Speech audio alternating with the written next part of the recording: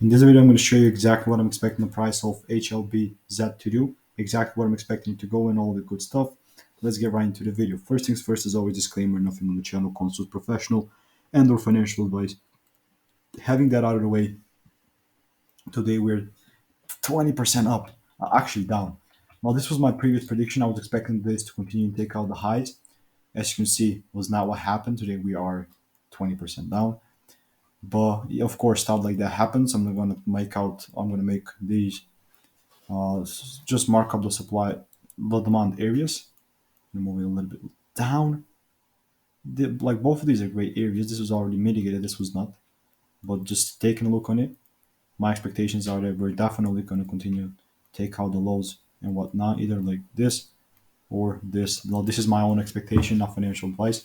Pretty big thing you should also focus on is this right here that you see is all just my perspective, right? You got to have your own. It's not good to copy. And this is not financial.